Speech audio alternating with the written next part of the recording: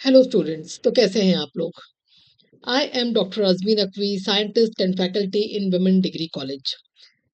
तो बच्चों, हम लोगों ने अपनी लास्ट जो वीडियो थी हमारी, उसमें हमने आप लोग को इन्फॉर्म किया था कि नेशनल हेल्थ मिशन, राष्ट्रीय स्वास्थ्य मिशन और राजस्थान मेडिकल एजुकेशन सोसाइटी में मेडिकल लैब टेक्नोलॉजी की काफ़ी वैकेंसीज निकली हुई हैं। पिछली वाली वीडियो में आप लोगों को मिनिमम क्वालिफिकेशन और last date of the application and syllabus and किस तरीके से फॉर्म फिल करना है, इन सब के बारे में बताया गया था।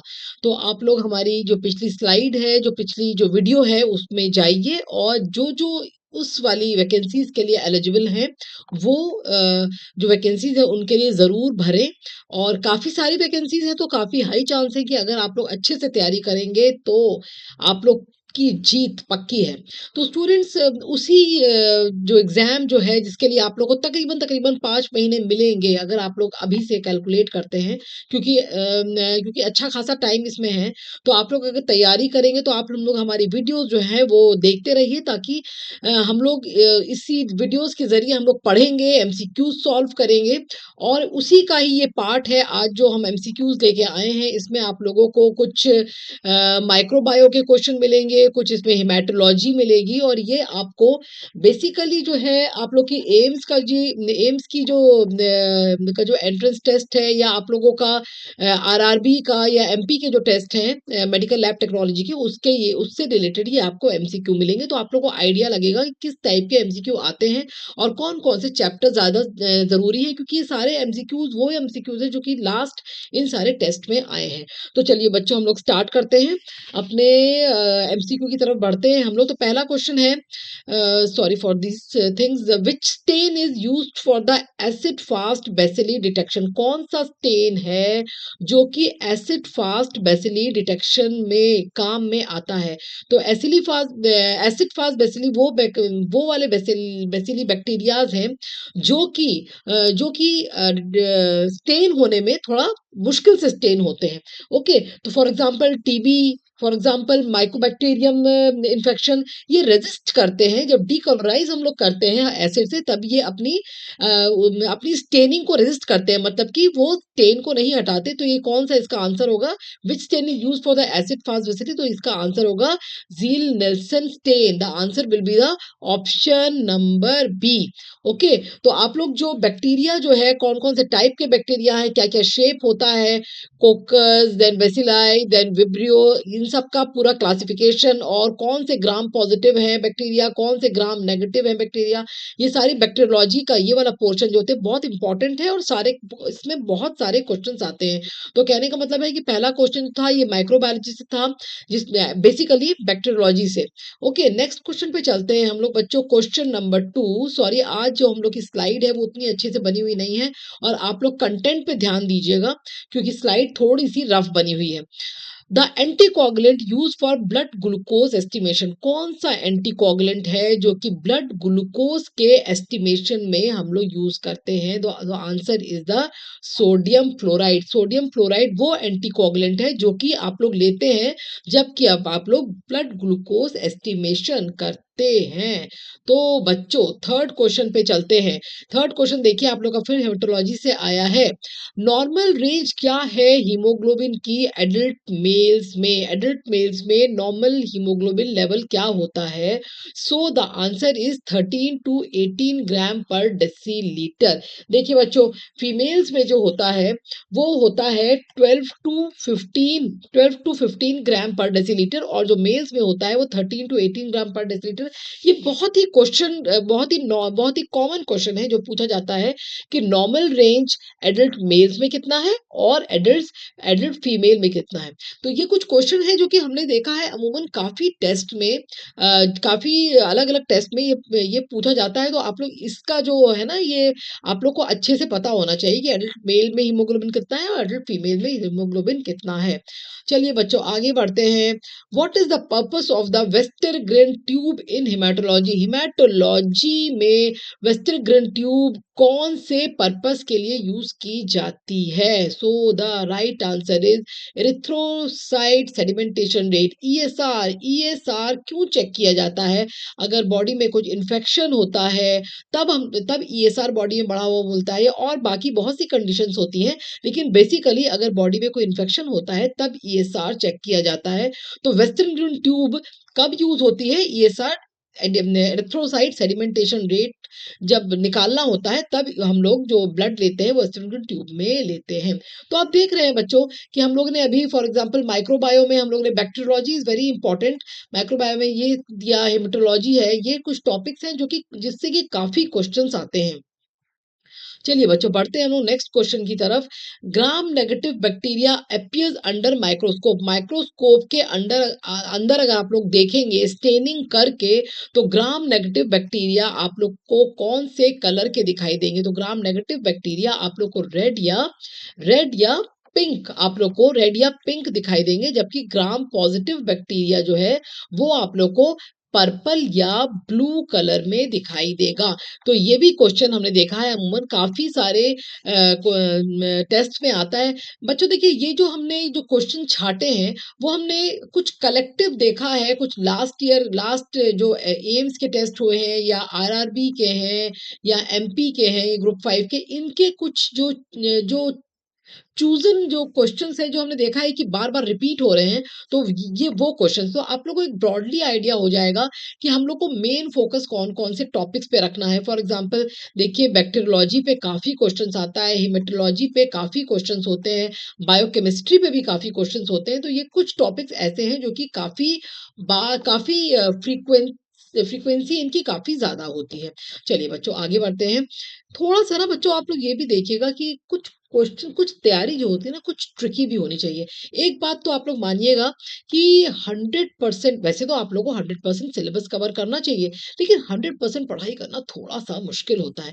फॉर एग्जाम्पल आप लोग जेई या नीट में भी आप लोग देखेंगे तो बच्चे कई बार ये होता है कि थोड़ा सा ये देखा जाता है कि 100%, चलिए बहुत अच्छी बात है आप लोग 100% तैयारी कीजिए, लेकिन कभी कभी ये भी देखिए आप लोग कि किस पोर्शन से ज्यादा क्वेश्चन आ रहे हैं। तो थोड़ा सा ना उसको हम लोग कहते हैं स्मार्ट स्टडीज, है ना? तो ये आप लोग देखिए और थोड़ा सा एनालाइज करने की कोशिश करते हैं हम लोग कि कौन से टॉपिक से ज्यादा क्वेश्चंस आते हैं। तो अगर हम लोग देखेंगे तो यहाँ पे बैक्टीरियोलॉजी है या वायरोलॉजी है या हेमेटोलॉजी है, इनसे काफी क्वेश्चंस आ जाते हैं। ओके, तो चलिए नेक्स्ट क्वेश्चन पे बढ़ते हैं हम लोग कि which component of the microscope is use to adjust the intensity of the light, है ना? इंटेंसिटी ऑफ द लाइट में की जो इंटेंसिटी है उसको एडजस्ट करने के लिए माइक्रोस्कोप का कौन सा कंपोनेंट होता है?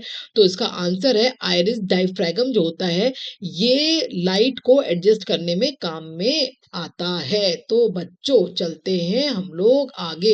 अब ये देखिए, अच्छा इसमें एक बात और देखिएगा, अभी जो टॉपिक देखा था इसके अलावा ये भी जो इंस्ट्रूमेंट्स हैं इनसे भी क्वेश्चंस आते हैं। इंस्ट्रूमेंट फॉर एग्जांपल आपने माइक्रोस्कोप देखा, अभी आप ऑटोक्लेव देख रहे हैं या पीएच मीटर है या इंक्यूबेटर्स है या और कौन से एलाइजा रीडर है या सेमी फुल्ली या सेमी ऑटो एनालाइजर्स हैं, इनसे भी काफी क्वेश्चंस फंसते हैं। तो इन पे भी आप लोग ध्यान दीजिएगा। अच्छा देखिए क्वेश्चन नंबर 7 है, the term autoclaving refer to the sterilisation by. आप लोग को मालूम है स्टरलाइजेशन मतलब कि माइक्रो ऑर्गेनिज्म को किल करने के अलग अलग मेथड्स होते हैं। तो autoclave is one of the instrument. तो ये स्टरलाइज करता है कौन से मेथड से? तो ये स्टरलाइज मतलब कि माइक्रो ऑर्गेनिज्म को मारता है कौन से तरीके से? तो the right answer is the steam under pressure. Steam होती है ऑटोक्लेव में, ऑटोक्लेव मशीन में स्टीम होती है और हाई प्रेशर होता है जिससे कि जो भी माइक्रो ऑर्गेनिज्म है वो किल हो जाता है। ओके, तो ऑटोक्लेव का मेन फंडा ही ये है कि वो माइक्रो ऑर्गेनिज्म को कैसे स्टरलाइज करता है, कैसे मारता है? वो स्टीम से, स्टीम भी होती है और प्रेशर क्रिएट होता है जिससे कि माइक्रो ऑर्गेनिज्म की डेथ होती है। ओके बच्चों बढ़ते हैं आगे। देखिए बच्चों, बहुत important, blood grouping, which blood group is considered as the universal donor, कौन सा ब्लड ग्रुप है जो यूनिवर्सल डोनर कहलाता है? देखिए बच्चों, यहाँ पे O प्लस भी है, O माइनस भी है, लेकिन the right answer is O negative, जिसके ऊपर कोई भी एंटीजन ना हो, ना तो RH का है ना कोई और एंटीजन होता है, तो O negatives are the universal donor.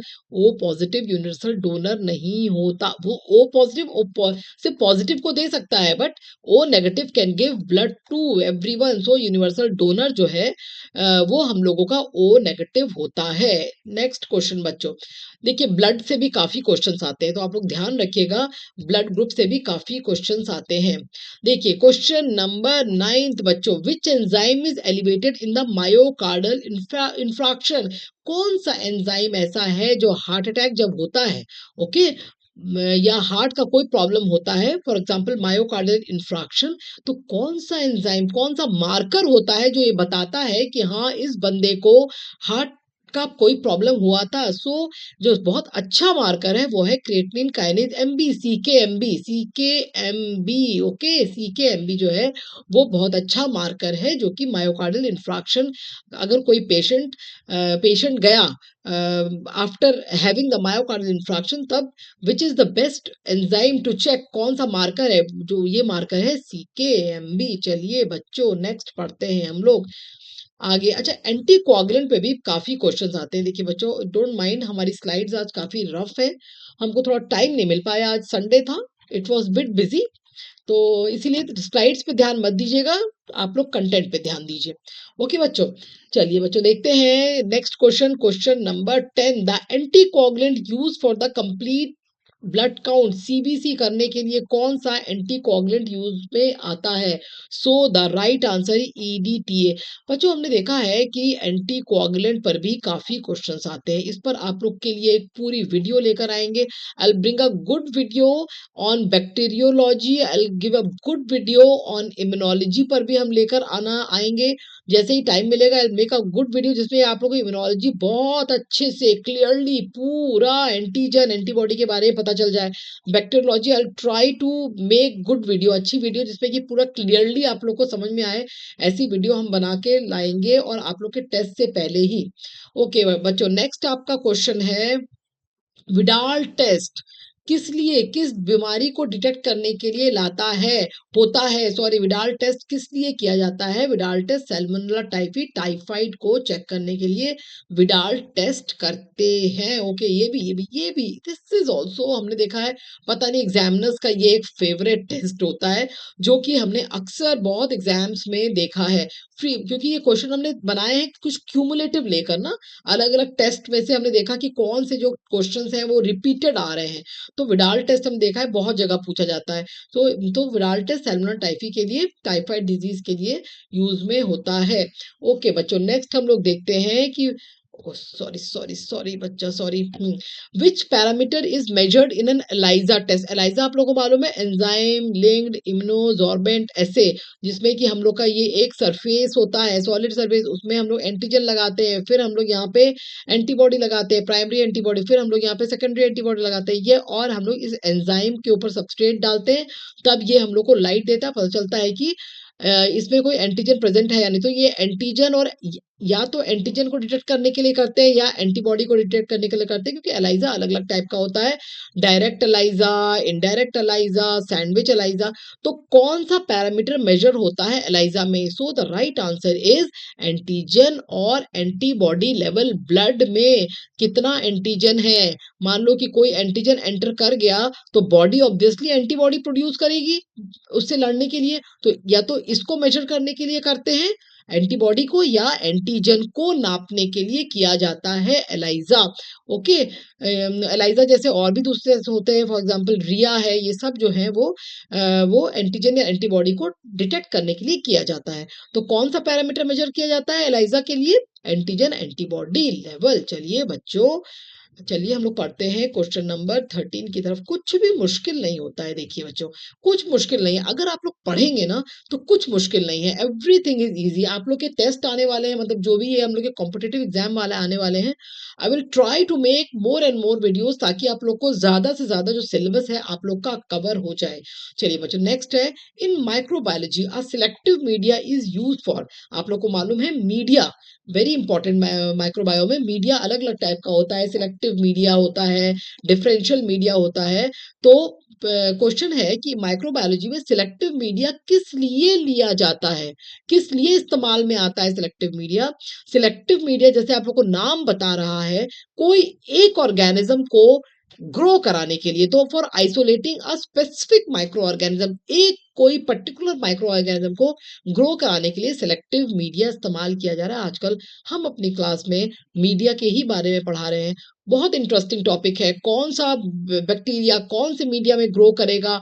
अगर एक बैक्टीरिया को एक मीडिया में ग्रो कराना है, लेकिन उसके साथ साथ दूसरा भी बैक्टीरिया उसमें मौजूद है, प्रेजेंट है, तो हम लोग उसमें कुछ एंटीबायोटिक डाल देते हैं, जिससे कि दूसरा ऑर्गेनिज्म ग्रो ना करे, सिर्फ हम लोगों का जो इंटरेस्ट है जिस माइक्रो ऑर्गेनिज्म जिस बैक्टीरिया में वही ग्रो करे, तो उसको हम लोग सिलेक्टिव मीडिया बोलते हैं। ओके बच्चों, so the in microbiology selective media is use for isolating the specific micro organism. ठीक है, या हम लोग डाई डाल देते हैं, या हम लोग कोई केमिकल डाल देते हैं, जिससे कि बाकी कोई ऑर्गेनिज्म ग्रो नहीं करे।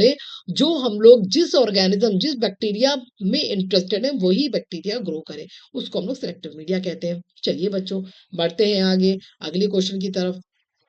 द टर्म क्लोरबैक्टर टेस्ट किस लिए होता है? ये टेस्ट जो है ये स्पेसिफिकली किया जाता है फीटल हीमोग्लोबिन को डिटेक्ट करने के लिए, क्योंकि जब बेबी जब जब फीटस में जो बेबी होता है उसमें फीटल हीमोग्लोबिन होता है, ठीक है। लेकिन जब बेबी पैदा हो जाता है तो कुछ ही दिन के बाद ये फीटल हीमोग्लोबिन जो है वो HbA1 में कन्वर्ट हो जाता है। तो लेकिन वो फीटल हीमोग्लोबिन बहुत दिन तक बेबी के अंदर नहीं रहना चाहिए। आफ्टर बर्थ के बाद फीटल हीमोग्लोबिन खत्म हो जाना चाहिए, उसका परसेंटेज बहुत कम होता है। ठीक है, तो उसको चेक करने के लिए ये वाला टेस्ट जो है, ये टेस्ट फीटल हीमोग्लोबिन लेवल को टेस्ट करने के लिए होता है। ओके, चलिए बच्चों, अगले क्वेश्चन क्या है? The which of the following is a gram positive cocci. ठीक है, आप लोग को मालूम है कोकाई होता है, अलग अलग शेप के बैक्टीरिया होते हैं। कोकाई होता है, बैसिलस रॉड शेप का होता है, विब्रियो होता है, स्पाइरल होता है। ठीक है, तो इसमें पूछा गया है क्वेश्चन में, कौन सा बैक्टीरिया जो है कौन सा बैक्टीरिया जो है वो ग्राम पॉजिटिव बैक्टीरिया है। ओके, तो ग्राम पॉजिटिव बैक्टीरिया कौन सा है? Staphylococcus aureus. बच्चों, एक चीज हम आप लोग को बोलेंगे, जब आप लोग बैक्टीरियोलॉजी पढ़े तब आप लोग थोड़ा ध्यान रख के पढ़े कि कौन सा ग्राम पॉजिटिव है, कौन सा ग्राम नेगेटिव है, क्योंकि इस पे भी अच्छे खासे क्वेश्चंस बनते हैं। तो कौन सा बैक्टीरिया ग्राम पॉजिटिव है? Staphylococcus aureus. इकोलाई जो है that is gram negative bacteria, klebsiella pneumonia is gram positive, ये हम लोग ने देख लिया, and proteus is a gram negative bacteria. तो आप लोग थोड़ा ध्यान रखिए कि कौन सा बैक्टीरिया ग्राम पॉजिटिव होता है, कौन सा ग्राम नेगेटिव होता है। बैक्टीरियोलॉजी में आप लोग को ये जरूर ध्यान रखना पड़ेगा। चलिए बच्चों, आगे हम लोग बढ़ते हैं। कंफर्मेटरी टेस्ट HIV के लिए कौन सा है? कंफर्मेटरी टेस्ट बच्चों HIV के लिए है वेस्टर्न ब्लॉटिंग। वैसे तो PCR से भी हम लोग कंफर्म करते हैं, लेकिन अगर इसमें आएगा, क्योंकि वेस्टर्न ब्लॉटिंग भी है PCR भी है, अगर क्योंकि मोस्ट अप्रोप्रिएट वैसे तो टेस्ट हम लोग एलाइजा से भी करते हैं, लेकिन यहाँ क्या पूछा है? कंफर्मेशन, जिससे कि कंफर्म हो जाए, तो कंफर्मेटरी टेस्ट जो है बच्चों वो है आपका वेस्टर्न ब्लॉटिंग। चलिए बच्चों, बढ़ते हैं आगे। Aldehyde test is use for the detection of. Aldehyde test हम लोग जो है यूरोबिलिनोजन को टेस्ट करने के लिए करते हैं। चलिए question number 18, normal fasting blood glucose blood glucose sugar क्या है? बहुत सिंपल का क्वेश्चन है। तो नॉर्मल फास्टिंग ब्लड शुगर जो है वो 70 से 100 मिलीग्राम पर डेसीलीटर जो है वो आपका normal fasting blood glucose level होता है। 120 से ऊपर चला जाएगा तो डायबिटीज होती है, 110 से 120 तक प्री डायबिटिक होता है। ओके, तो 70 से 100 है नॉर्मल, 100 से 120 के करीब है वो है प्री डायबिटिक, और 120 से ऊपर जाएगा, अगर ज्यादा होगा तो वो हो जाएगा डायबिटिक। ठीक है, ओके। नेक्स्ट बढ़ते हैं हम लोग। Which media is use for isolation of the salmonella and shigella. इसमें क्या है कि जैसे हमने पहले ही बताया कि मीडिया अलग अलग टाइप के होते हैं। सिलेक्टिव मीडिया होता है, डिफरेंशियल मीडिया होता है। ठीक है, सिलेक्टिव मीडिया में कोई एक माइक्रो ऑर्गेनिज्म को, कोई एक बैक्टीरिया को ग्रो कराते हैं और बाकी बैक्टीरिया उसमें ग्रो नहीं करवाते। डिफरेंशियल मीडिया में एक ही प्लेट में आपका दोनों ही ग्रो करेंगे, लेकिन दोनों की जो कॉलोनीज बनेगी वो थोड़ी सी अलग अलग शेप की बनेगी। तो क्या पूछा है, which media is use for isolating the salmonella and shigella. तो इसका बच्चों आंसर होगा हेक्टोन एंट्रिक अगार जो है, इसमें आप लोग आइसोलेट कर सकते हैं सैल्मोनेला एंड द शिगला। तो आप लोग देखा होगा कि मीडिया के ऊपर बहुत सारे क्वेश्चंस हैं। तो मीडिया पर भी I will try to make one video on the media also, various अलग अलग टाइप के मीडियाज। ठीक है बच्चों, नेक्स्ट क्वेश्चन है हम लोग का, लास्ट क्वेश्चन है, question number 20। The principle of electrophoresis is based on. Electrophoresis हम लोग को मालूम है, हम लोग कोई भी प्रोटीन को आइसोलेट करने के लिए, या हम लोग डीएनए को आइसोलेट, मतलब एक पर्टिकुलर, एक हम लोग का मिक्सचर ऑफ प्रोटीन है, उसमें से हम लोगों को किसी एक प्रोटीन को आइसोलेट करना है, या हम लोग को किसी प्रोटीन का मॉलिक्यूलर वेट जानना है, तब उसके लिए हम लोग इलेक्ट्रोफोरेसिस रन करते हैं। तो इलेक्ट्रोफोरेसिस किस प्रिंसिपल में रन होता है, पर बेस्ड है, वो है हम लोग का इलेक्ट्रिक चार्ज। ओके बच्चों, तो ये हम लोगों ने देखा कि इलेक्ट्रिक चार्ज पर बेस्ड। हम लोग देखेंगे अगर मैक्सिमम क्वेश्चन, ज्यादा क्वेश्चन जो है वो हम लोगों को कहाँ कहाँ से मिले। हम लोगों को, आप देख रहे होंगे, मीडिया पर बहुत सारे क्वेश्चंस दिखाई दिए, हम लोगों को हेमेटोलॉजी पर क्वेश्चंस दिखाई दिए, हम लोगों को कुछ क्वेश्चंस बायोकेमिस्ट्री पर भी दिखाई दिए। तो ये हम लोगों को अलग अलग क्वेश्चन जो है हम आपके लिए लाए थे, अलग अलग एग्जाम्स में थे। तो बच्चों आप लोग ने देखा कि इतने क्वेश्चंस हम लोगों ने सॉल्व किए, और होप आप लोगों को सब समझ में आया होगा। अगर आप लोगों को कंटेंट अच्छा लगा तो प्लीज लाइक कीजिए, शेयर कीजिए, and also please give comments also. आप लोगों को कल से कुछ डिटेल्स वीडियो मिलेंगी, जिससे कि आप लोग अलग अलग टेस्ट की तैयारी बहुत अच्छे से कर पाएंगे, आप लोग के सिलेबस को मद्देनजर रखते हुए। तो बच्चों तैयारी रखिए, बहुत सारे एंट्रेंस एग्जाम्स आ रहे हैं, और अगर मेहनत करेंगे तो वर्ल्ड इज योर्स। आगे चल के हो सकता है आप लोग इतना अच्छा अपने इस वाली फील्ड में कर लें कि आप लोग की अपनी एक बड़ी मेडिकल लेबोरेटरी होगी। ओके बच्चों, अगली वीडियो के लिए देखते रहिए, इंतजार रखिए नेक्स्ट वीडियो का। तब तक हंसते रहिए, खेलते रहिए, एंड वेरी इंपॉर्टेंट है बच्चों की पढ़ते रहिए।